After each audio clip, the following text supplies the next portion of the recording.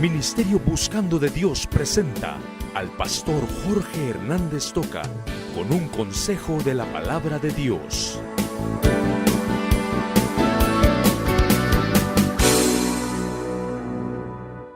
La actitud de Dios por los no salvos. ¿Qué es lo que piensa Dios? Y quiero que usted esté bien atento, por favor. ¿Qué es lo que Dios tiene? ¿Cuál es el sentimiento que Dios guarda hacia las personas que no son salvas? Y esta mañana vamos a hablar sobre la actitud de Dios. Vamos a mencionar 3 actitudes que Dios está también deseando que usted y yo tengamos en relación a los no salvos. Escuchen esta ilustración. Y esto es real en la vida de muchas personas. Doctor, he sabido que usted es muy acertado, dice una señora, y he venido aquí con usted para que me examine y para que me cure. Era un doctor así todo seco, moreno, barbudo, de lentes. Y entonces el doctor, cuando mira a la paciente, le dice: bueno, señora, está bien, siéntese, a ver, cuénteme, ¿qué es lo que le aqueja? Y la señora principia: bueno, desde hace algún tiempo no me siento muy bien, tengo dolores de cabeza, tengo fuerte sinusitis, los bronquios de veras los tengo bien malos, bien obstruidos, también soy cardíaca, el sistema nervioso está arruinado, mi digestión está alterada, el hígado lo tengo un poco inflamado, también el vaso. Quiero decirle que soy diabética, tengo algo de reumatismo en las piernas y padezco de artritis, pero el resto estoy bien. Y entonces el doctor se le queda viendo y sonriendo, le dice: pero señora, usted no tiene resto, a usted hay que hacerla de nuevo. Y hay mucha gente a la que hay que hacerla de nuevo. Y hay mucha gente que, si no solamente física o moralmente, hay que hacerla de nuevo porque nadie da nada por ella. Pero quiero que recuerde esto que le voy a mencionar esta mañana: que hubo un muchacho huérfano, pobre, aprendiz de zapatero, que nadie daba nada por él. Y aquel hombre fue cambiado por Jesucristo y se convirtió en el gran evangelista Dwight Moody, que ganó 3 millones de personas para Cristo. Un hombre, hijo de un campesino, nadie daba nada también por él, y se convirtió en el libertador de los esclavos, el gran presidente de los Estados Unidos, Abraham Lincoln. Un borracho empedernido que nadie lo sacaba de la borrachera porque ahí estaba pudriéndose en la borrachera. Cristo lo cambió y se convirtió en el excelente, el gran teólogo, fundador de la misión centroamericana, Scofield, C.I. Scofield. Hermanos, Cristo puede cambiar las vidas. ¿Y cuál es la actitud que Dios tiene para los no salvos? ¿Qué es lo que piensa de los no salvos? Estamos entrando al capítulo 9 de Romanos para estudiarlo. Hemos estudiado y dejado atrás ya 8 capítulos. ¿De qué han hablado los 8 capítulos? El primer capítulo presenta al hombre rebelde, que no es que el hombre no puede buscar a Dios, no puede encontrar a Dios, sino que el hombre voluntariamente se ha rebelado contra Dios y ha caído en degeneraciones tan alto grado de homosexualismo, de lesbianismo, que ahora la degeneración es tal en el mundo que no sé si escucharon esta mañana, comentábamos en la radio cultural, 19 millones y medio de personas infectadas con el SIDA en todo el mundo. Y eso es alarmante, pero va para arriba. ¿Por qué? Porque el hombre, según Romanos 1, no ha querido tomar en cuenta a Dios. Pero seguimos estudiando y hablamos de los beneficios de la gracia. Estudiamos de que la gracia, solamente por fe en Jesús, usted recibe beneficios. Eso lo decía Romanos 5. Estudiamos también cómo la nueva vida en Cristo ha logrado tantos logros, tantos alcances, mucho más que lo que la vida vieja dirigida por Adán había perdido. Hablamos de eso, pues se habló en el capítulo 6. Después hablábamos en el mismo capítulo 6 del poder del Evangelio, cómo el Evangelio puede vencer al pecado a través de Jesucristo, y muchos hemos vencido al pecado. En Romanos capítulo 8 se nos habló que el Espíritu Santo está actuando en nosotros, controlándonos, dirigiéndonos, frenándonos, cambiando cosas malas que tenemos.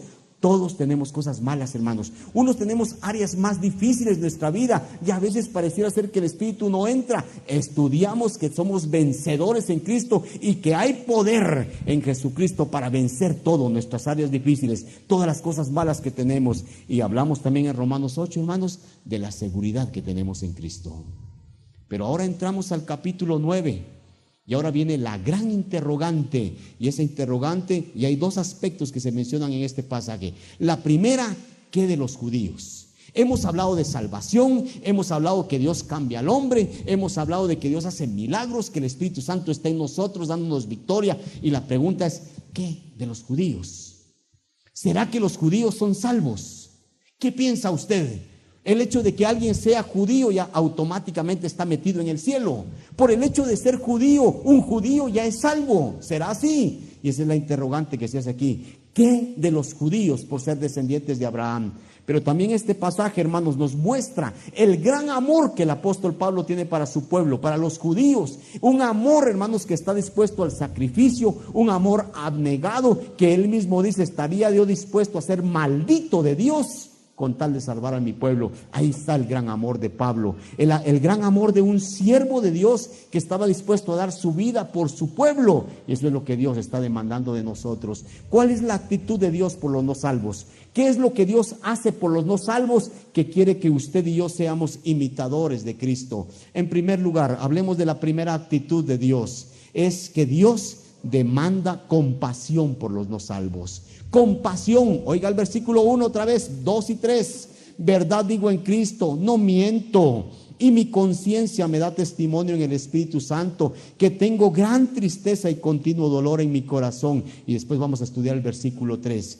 Hay ciertos principios, pero lo que voy a principiar a decirles es que los judíos siempre acusaban y todavía acusan al apóstol Pablo de ser un tipo que renegó de su raza, un tipo que renunció de su nacionalidad, un tipo que en lugar de buscar a los judíos que eran lo especial para Dios según ellos, un tipo que se va a los perros gentiles, y todos están acusando a Pablo de que él rechaza su nacionalidad.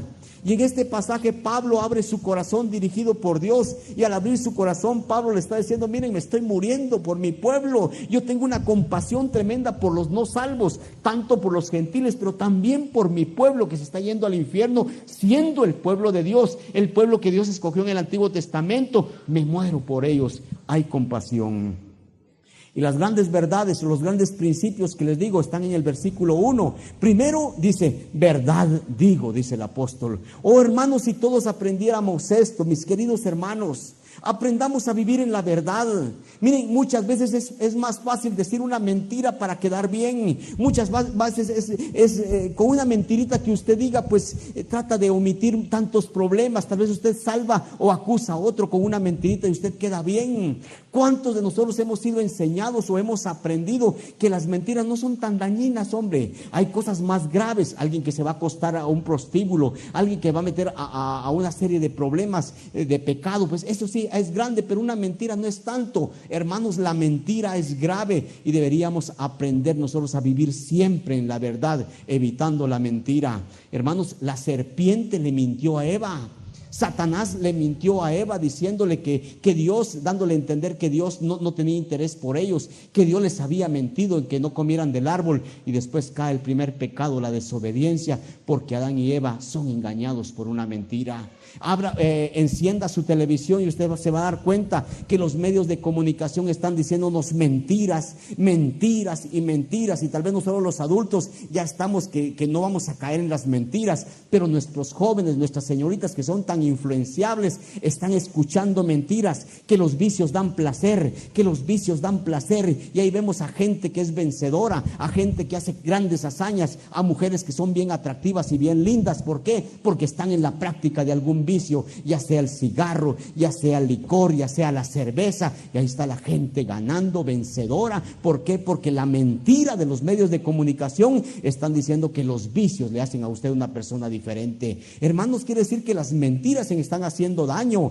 La gran verdad que dice aquí la Biblia, el gran principio, andemos en la verdad. Aunque muchas veces nos cueste problemas, digamos siempre la verdad, y cuando aprendemos a ser gente veraz, la gente siempre nos va a tener como algo distinguido. Pero la segunda verdad o el segundo principio es en Cristo, porque el apóstol no solamente dice verdad digo, sino que dice en Cristo. Y hermanos, una de las expresiones preciosas que el apóstol Pablo tiene es que él habla mucho de estar en Cristo. En Efesios capítulo 1, los primeros 13 versículos, oiga, Efesios 1, los primeros 13 versículos, Pablo, yo tengo subrayado, menciona 10 veces en Él, en el amado, en Cristo. ¿Por qué tanto insistir, hermanos, en Él, en Cristo? Porque la realidad de la vida del cristiano, la realidad de la vida suya, para que sea de veras una vida de cristianismo, de éxito, de bendiciones, es estar en Él, vivir en Cristo, vivir en Él en nosotros, para que Él sea el que haga lo que quiera en nuestras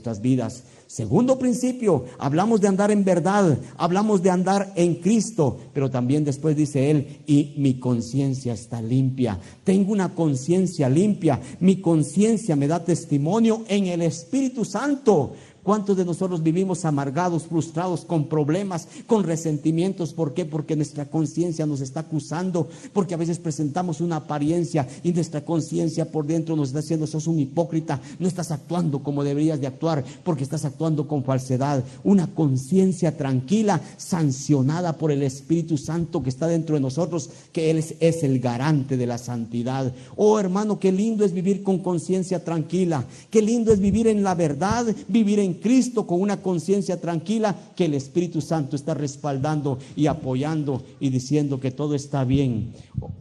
No sé si me hicieron más daño con esto, hermanos. Hablamos de compasión, estamos hablando de compasión, mis hermanos. Y hermano, una persona que vive en Cristo, que está en la verdad, una persona que está con su conciencia tranquila, va a principiar a desarrollar y va a principiar a gozar esa compasión, a vivir la compasión en Él. ¿Qué es compasión, hermanos? Es una actitud de profundo dolor, de actitud hacia la gente que se está muriendo, hacia la gente que se está yendo al infierno, hermano. ¿Qué? ¿Usted tiene compasión por los que se están muriendo? ¿Está usted teniendo compasión por los que están siendo asesinados en Guatemala? A veces decimos: era fulano, estuvo bueno ese que lo mataran, hombre. ¿Y cuántos dijeron así? ¿O cuántos lamentaron que a Chinchilla no le llegó? ¿Y cuántos me han dicho: se parece gato, hombre? ¿Por qué, hermanos? Porque aunque creemos que es gente mala, muchas veces creemos que la gente ya merece morirse. Y lo hemos dicho, yo lo he dicho. ¿Y cuántos tenemos compasión por los que están haciendo esas cosas? Ojalá que los agarren, que los fusilen y que los maten y que se acabe. Y muchas veces no hemos pensado: ojalá que alguien les lleve el mensaje para que los hombres cambien. Quisiéramos resolver las cosas con la violencia. Nosotros también, como cristianos, estamos metidos en un mundo de violencia y ya nos acaparó la violencia. Compasión es lo que el Señor demanda de nosotros. Y aquí el apóstol está teniendo compasión por los no salvos, pero no se queda simplemente en un dolor. Fíjense que me duele el corazón de ver cómo la gente se va al infierno, pero ¿qué vamos a hacer? Aquel hombre está dispuesto a ir hasta el sacrificio. Es tan grande, es tan profunda la compasión que él tiene por los no salvos, que el hombre estaría dispuesto a ir al sacrificio. Y está el versículo 3.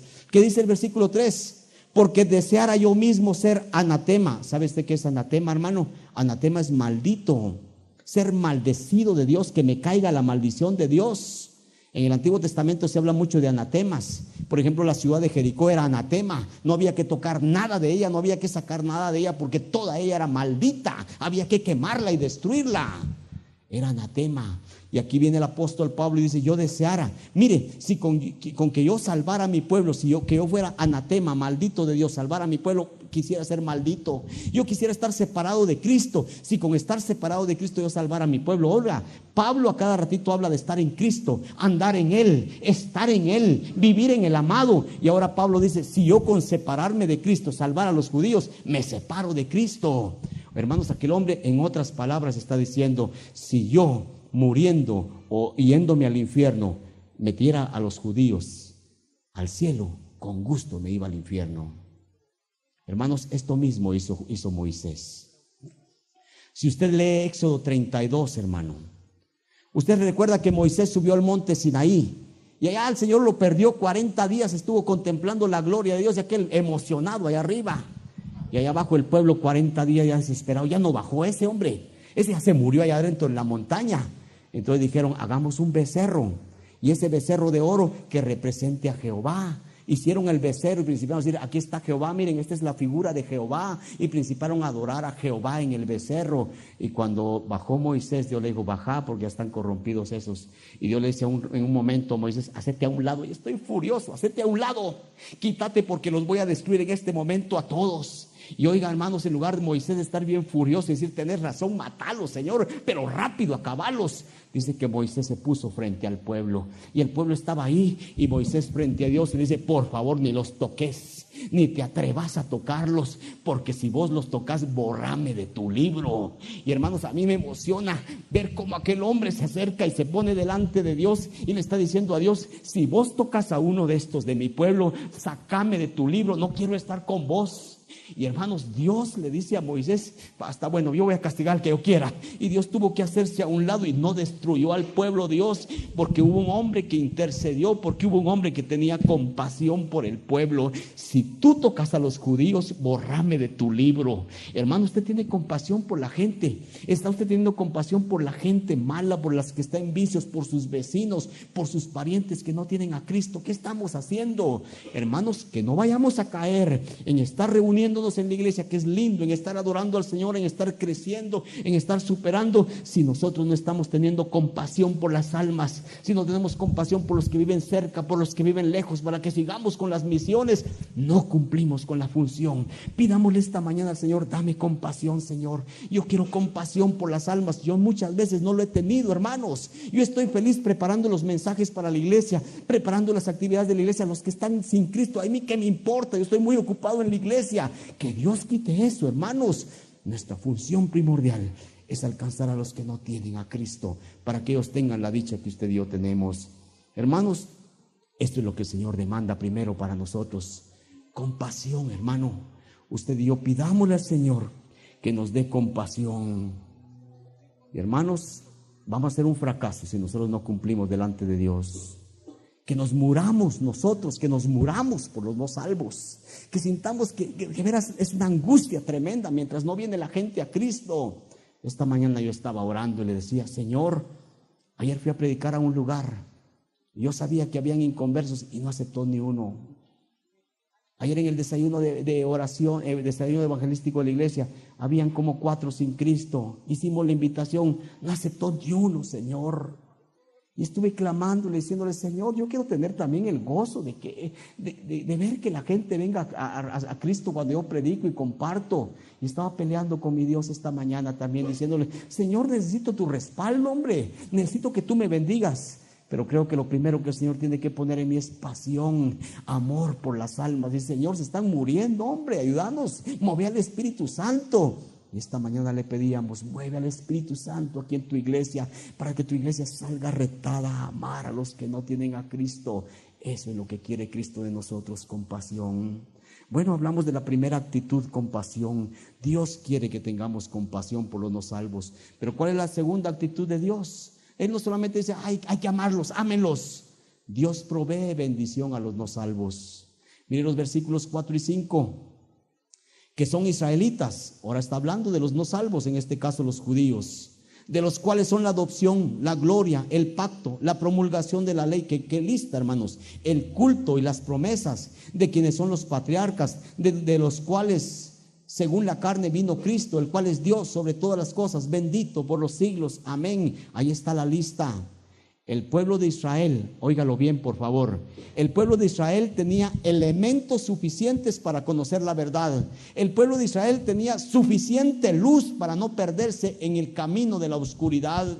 El pueblo de Israel, Dios le había dado tantas bendiciones para que ellos pudieran andar en el verdadero camino. Lamentablemente, hermanos, con cuántas bendiciones el Señor que les está dando, el pueblo de Israel no pudo verla. ¿Por qué? Porque Israel estaba ciego, porque Israel, dice el apóstol Pablo, tiene una venda en sus ojos que no le permite ver la realidad.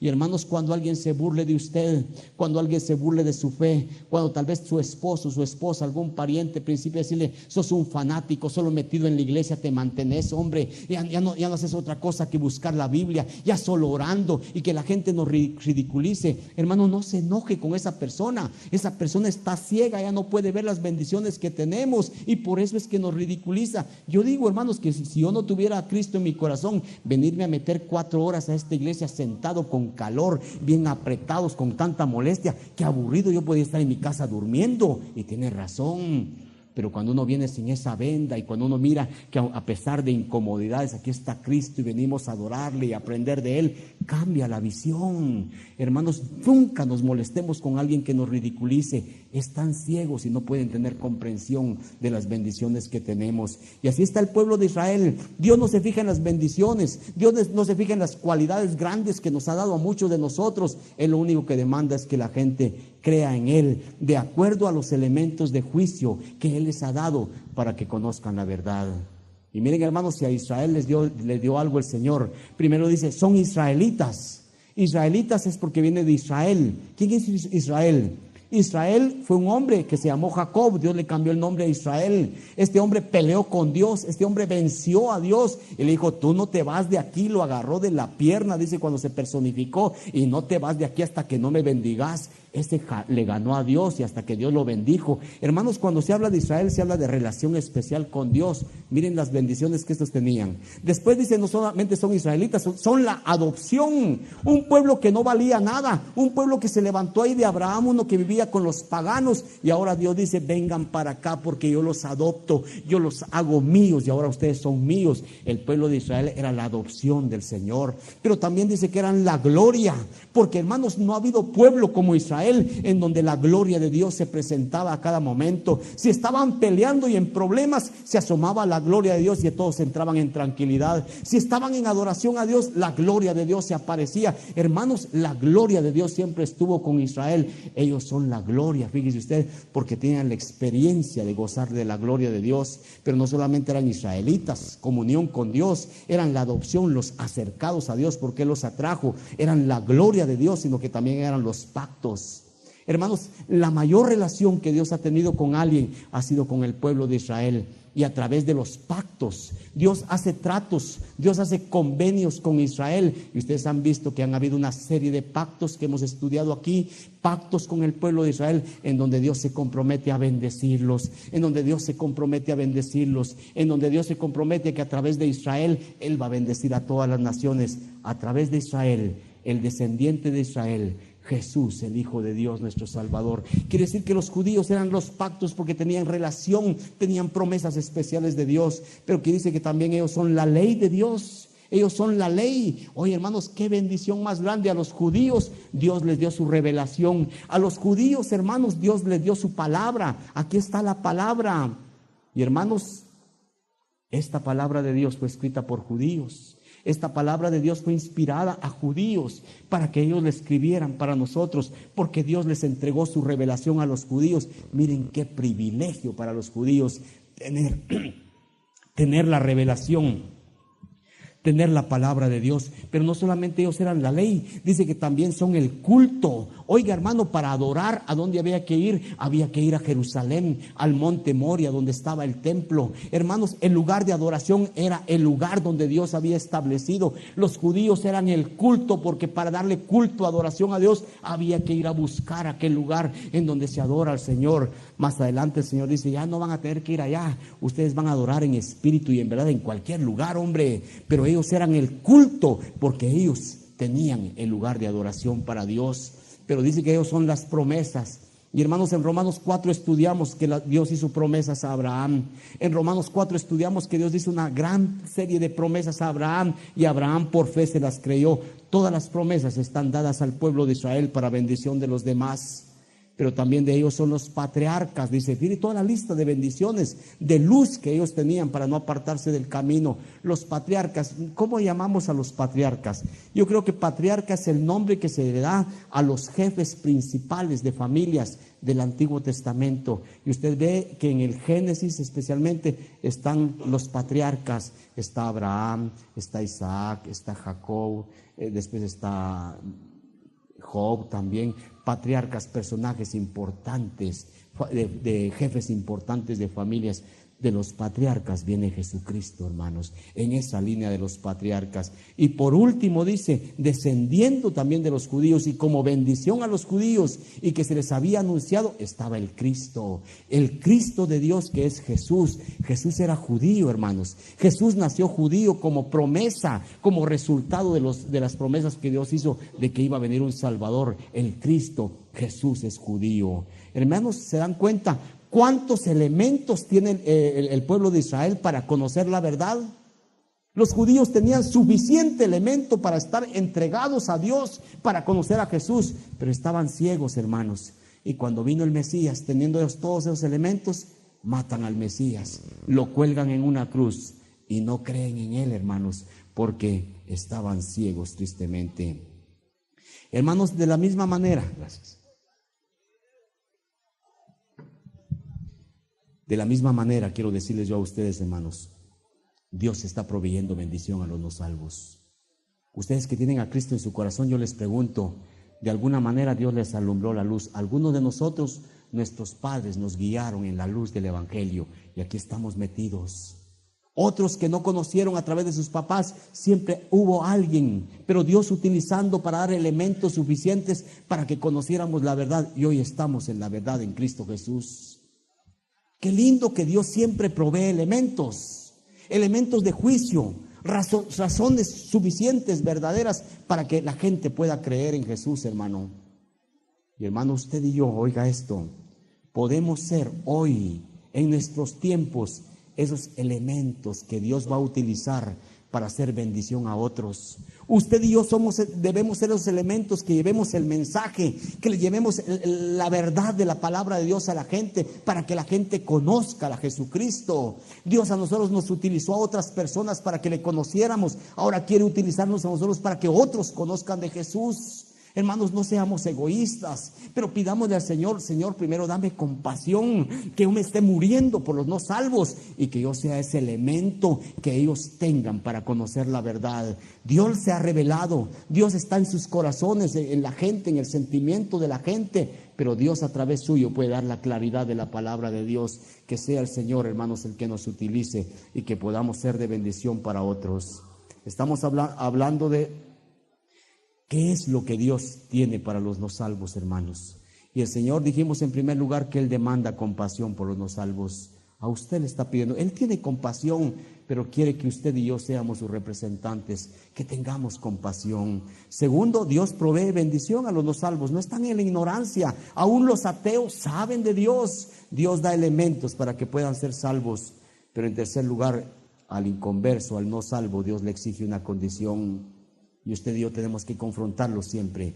Dios exige una condición a los no salvos. Versículos 6 y 7. No que la palabra de Dios haya fallado, porque no todos los que descienden de Israel son israelitas, ni por ser descendientes de Abraham son todos judíos, sino en Isaac te será llamada descendencia. Saben, hermanos, una cosa, que hasta este tiempo, hasta en este momento, los judíos, hermanos, creían y creen que simplemente por el hecho de ser judíos, ellos ya son salvos. Mire, yo nací judío, yo nací en la raza judía, automáticamente cuando yo me muera ya hay un lugar en el cielo para mí.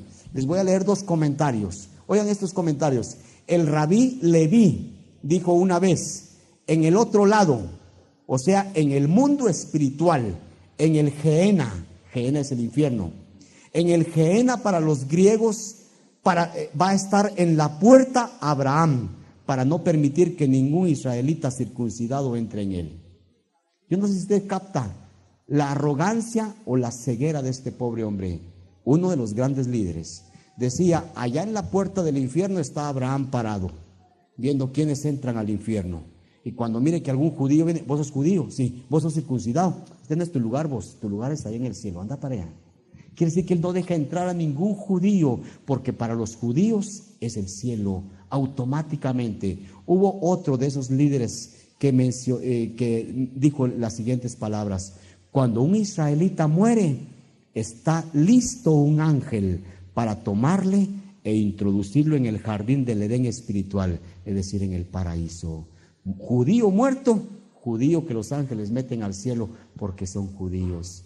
Y la Biblia dice lo contrario, hermanos. La Biblia está diciendo que tanto judíos como gentiles, los que no tienen a Cristo, son no salvos. Y Dios, aunque ha dado elementos suficientes para que conozcan la verdad, Dios está exigiendo una condición a los no salvos. Y lo que Dios exige como condición es fe, vivir por fe. Ahora, la pregunta que se hace la gente es esta: bueno, ¿cómo es eso? Porque Pablo siempre hace preguntas que él cree que tiene la gente en la mente y él mismo le contesta. ¿Cómo es eso? Dice el versículo 6, fíjense 6.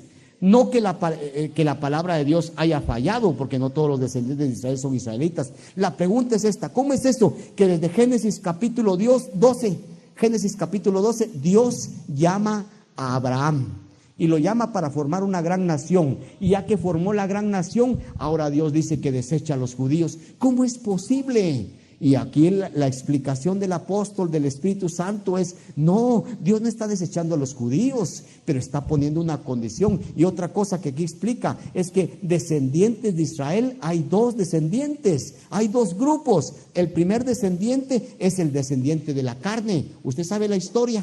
Abraham tenía a su esposa, Dios le prometió que con su esposa iban a tener un hijo, no venía el hijo y no venía el hijo, hasta que la mujer se desespera y dice: ayudemos un poquito a Dios. Agarra a su esclava Agar, se la da a Abraham, el otro felizón se acuesta con la esclava, tienen un hijo. El resultado de acostarse un hombre con una mujer, resultó embarazada, eso es normal, y el resultado, un hijo. Pero Dios después le dijo: a mí no necesito ayuda de ustedes, yo necesito que me estén ayudando. Yo dije que vos vas a tener un hijo con tu mujer, pero mi mujer es estéril, Señor, mi mujer es anciana, mi mujer ya ha finalizado sus funciones femeninas. ¿Qué vamos a hacer? Yo dije que con ella. Y en un momento nació el patojo. Eso no nació por la naturaleza, porque era imposible. Eso nació por el poder de Dios, y aquel hombre le creyó a Dios. Y ahí está Ismael como un ejemplo. Como resultado de la carne se acuesta un hombre y una mujer, un hijo. Y aquí está Isaac, hijo de lo imposible, hermanos.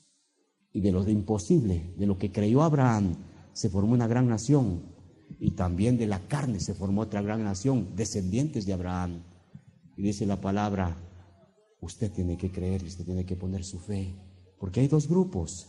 Y después dice el 7: ni por ser descendiente de Abraham son todos hijos, sino en Isaac te será llamada descendencia. Hermanos, ¿qué es lo que estamos finalizando? Decir, Dios está demandando fe. ¿Qué es lo que hemos hablado esta mañana? Dios está pidiendo, y espero que esta mañana el Espíritu Santo esté trabajando en usted para ponerle compasión por los no salvos, para que usted sea ese elemento de Dios que pueda compartirle a la gente la claridad del Evangelio, para que ellos tengan más elementos y conozcan a Cristo. Pero el Señor demanda fe, hermanos. Ojalá que nosotros vivamos en esa fe en el Señor, y que confrontemos siempre a la gente a que no tiene que ser penitencias, a que no tiene que estar cargando, a que no tiene que estar pagando, a que no tiene que estar haciendo tantos sacrificios, ni misas, ni rezos por los que se mueren. Simplemente depositar su fe en Cristo. Y cuánta gente está en la oscuridad, y nosotros, elementos de Dios, hermanos, y no estamos haciendo nada. Quiera Dios, hermanos, que Él nos utilice como guías. Quiera Dios que Él nos utilice para quitar la venda espiritual que muchos tienen. Pero para que lo podamos hacer, hermanos, necesitamos compasión, necesitamos morirnos, de veras morirnos por los que se están muriendo sin Cristo. Si no tenemos compasión, poco vamos a poder hacer. Ni siquiera vamos a poder orar, porque Dios no va a escuchar una oración falsa. Pidámosle a Dios que nos dé compasión, mis hermanos, y que nos ayude a convertirnos en grandes elementos de Dios, para que otros encuentren la verdad. Padre nuestro que estás en los cielos, en el nombre del Señor Jesús, yo te pido por mí. Yo no sé qué cambios quieres hacer, Señor, con mi vida. Yo no sé qué cambios quieres hacer con esta iglesia. Tal vez esta mañana tú confirmaste al traer mucha gente y que ya no cupieran. Tal vez tú quieres hacer algo especial, Señor, en nuestras vidas. Tal vez quieres llenar este templo 2 veces cada mañana del domingo. Pero, Señor, queremos que se llene este templo juntamente contigo, pero no de gente que le robemos a otras iglesias, de gente que trabajemos para ti, Señor, de vecinos, de parientes, de gente a la que podamos tener compasión por ella. Señor, yo quiero que me ayudes, por favor. Dame compasión por los no salvos. Señor, que yo me muera de angustia solo de pensar que mis vecinos, que algunos parientes míos se van a ir al infierno. Que me muera de vergüenza, Señor, de saber que no estoy haciendo nada por ellos. Y que tú me pongas una urgencia, ponme una urgencia, Señor, en mi corazón. Por favor, Señor. Y te pido en el nombre de Cristo, Que el Espíritu Santo trabaje en mi vida, así como en la vida de mis hermanos. Que principiemos a despertar una pasión tremenda por las almas que se están perdiendo, por los que están en vicios, por los que están hundiéndose en la maldad en Guatemala y en todo el mundo, por los que tienen SIDA, por los que están en drogas, por los asesinos y por la gente moralmente buena que tiene su religión pero que está metido en la idolatría.